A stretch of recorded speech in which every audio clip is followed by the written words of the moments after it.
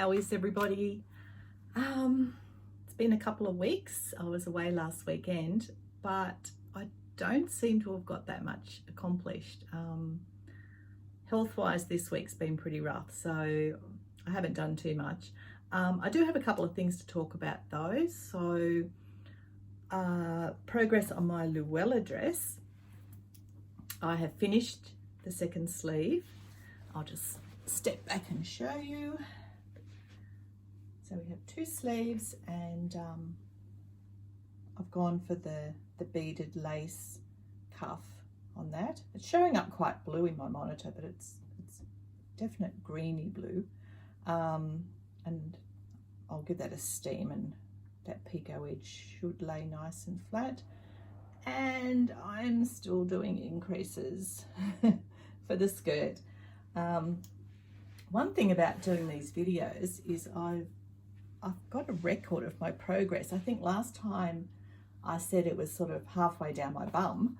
Well, this time it's like a couple of inches past. So yeah, I've still got another 9 lots of increases to do, which are done every 8 rows. I add 12 more stitches, so I've still got 9 more lots of that to go. So 9 12, so what, 108. So I've got to add 108, I think that's right, 108 stitches to this, and then I've got to do it to the length I want, allowing for the beaded lace hem on the bottom. So still quite a bit of knitting, but it is progressing.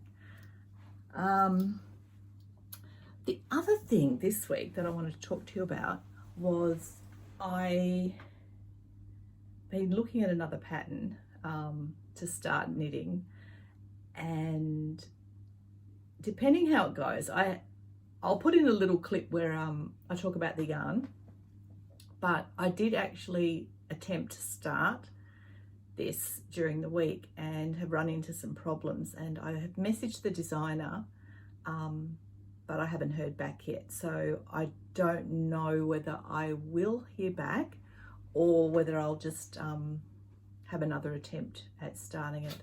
So it's called the Monarch Shawl, and I'll pop a picture up. No one else but the designer has added any projects to Ravelry, so I don't know whether anyone else has knit the Monarch Shawl. The designer is Rebecca someone. I don't have the pattern handy. She does have a YouTube channel called Becca's Yarns, and she has 3 of her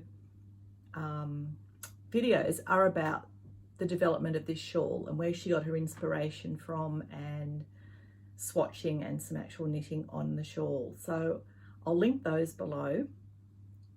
You can take a look at those. She's heavily influenced by Crystal Seyfarth, if you're familiar with her design. She's a Danish designer that's known for a lot of fair isle colour work and gradations of colour.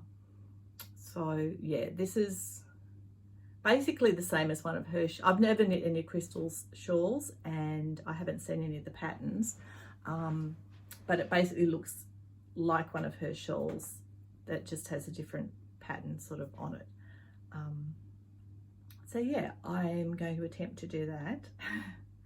I want to really concentrate on the dress though. I think I've got about 3 weeks to get that finished. And looking at the progress I've made since I talked to you 2 weeks ago, which really was this much, I don't think I'm going to get it done. But yeah, we'll see how I go. So yeah, done that. I've got yarn for this new shawl. I actually got yarn for this last year. I saw the pattern when it first came out and decided to order the yarn, and you'll see why I didn't knit it straight away. I'll talk about that in the little video I add in. I've done little bits and pieces, like my temperature project is still going. the crochet blanket project that I showed you last week with all the flowers.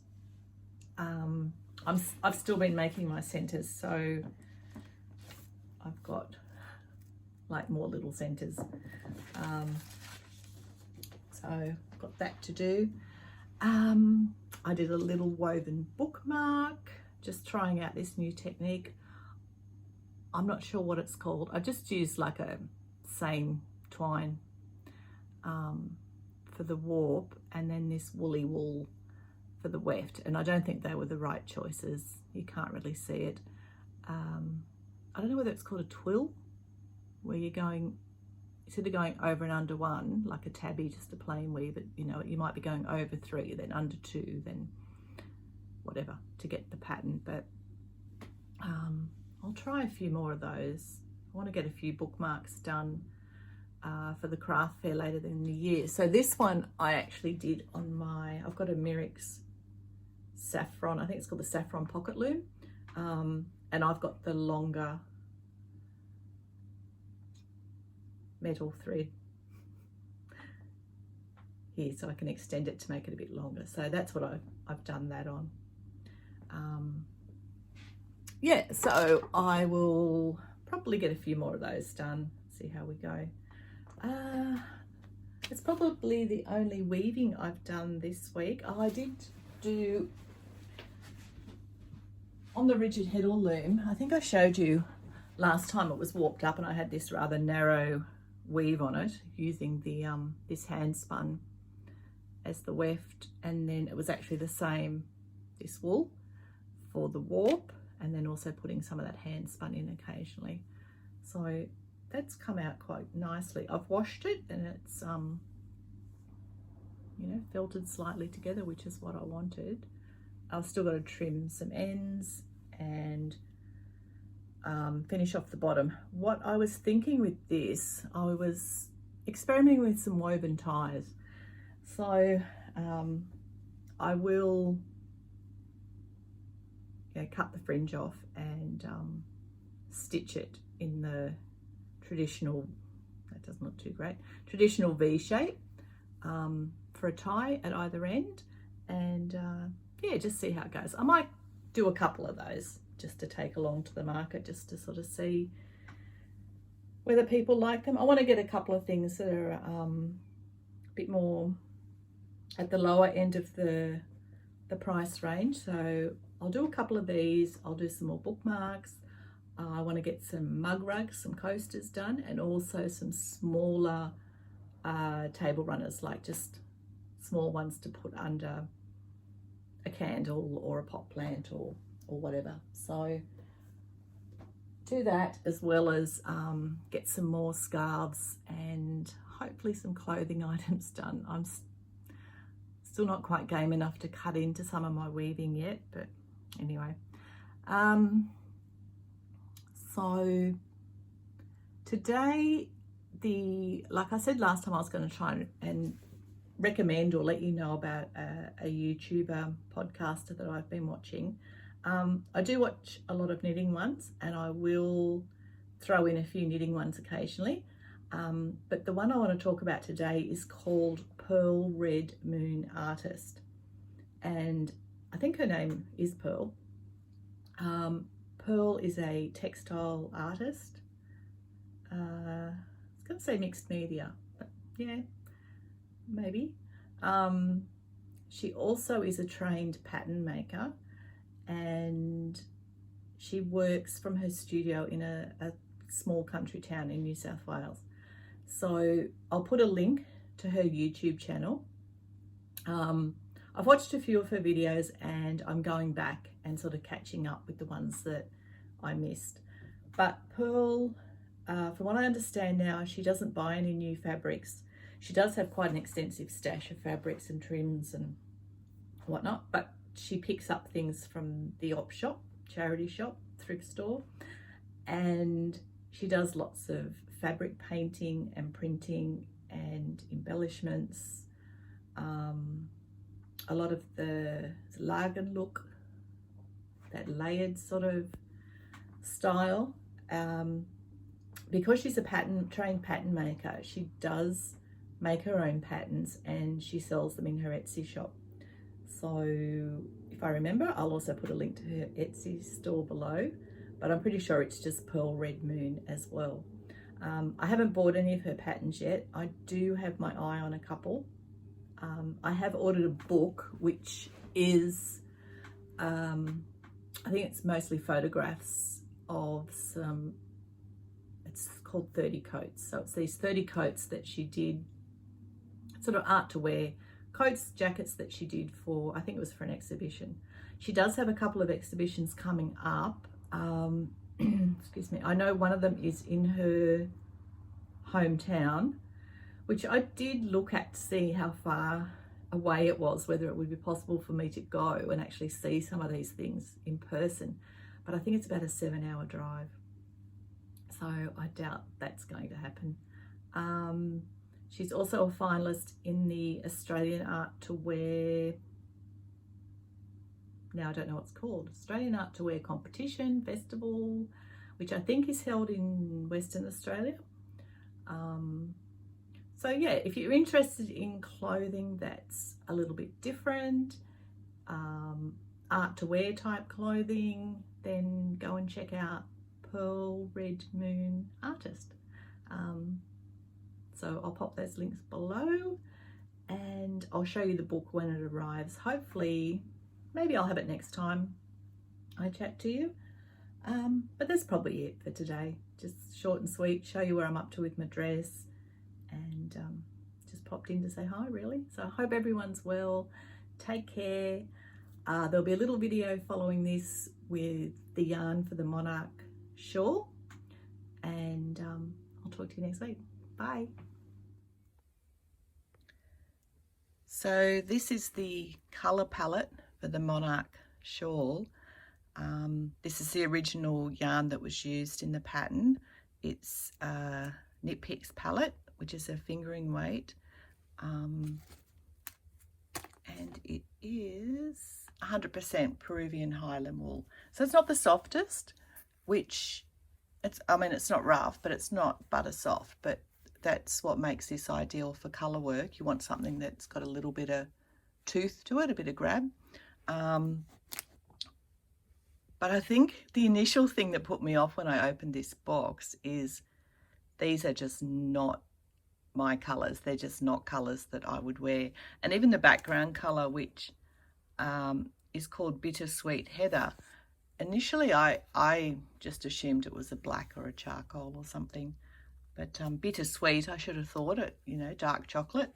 It is a brown, which I don't wear, and there's a lot of orange, of course. I mean, I did want to keep it as true as possible to the colours of the Monarch butterfly. But I guess if it was something that I was going to wear, I probably would have gone more for a charcoal, dark charcoal background, and perhaps purple or blue, some sort of shade of, dark shade of blue. Turquoise maybe, kind of butterflies. But I think this will knit up just fine, and yeah, it's got a lovely heathery look to it, that one.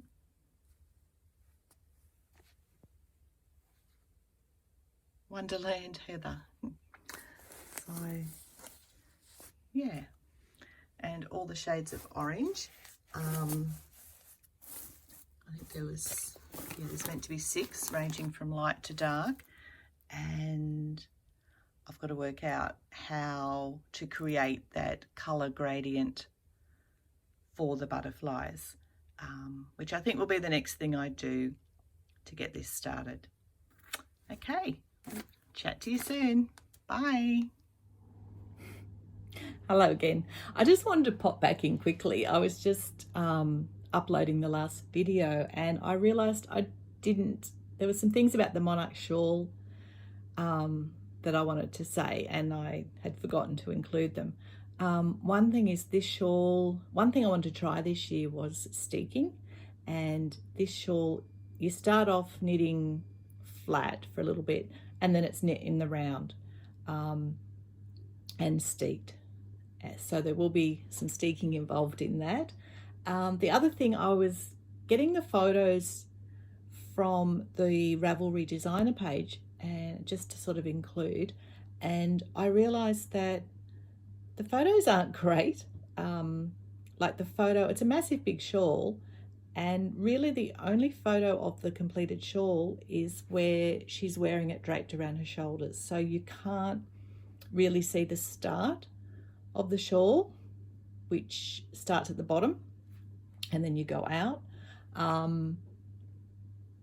There are some clearer photos on her actual project page, so if it's something you're interested in, go and have a look at her project page as well. And I did have a look on Instagram to see if I could find any other projects, and I hadn't been able to, but I might go back and have a better look and see what I can find, because it's the actual beginning of the shawl that's just a little bit tricky, and I'm finding the instructions aren't written in a way that's easy for me to understand. I'm going to go back and have a look at them again. It's now been a couple of days since I first looked at them, so I'll have another look and see how I go. And yeah, so have a look, see what you think, and I'll grab those photos and put them in. But if I do start making it, if I find that I can do it and I'm enjoying making it, I'll make sure I include photos like as I'm going through, just to try and help some other people visualize what the shawl is like and what, how it's actually knit. Anyway, I'll chat to you later. Bye.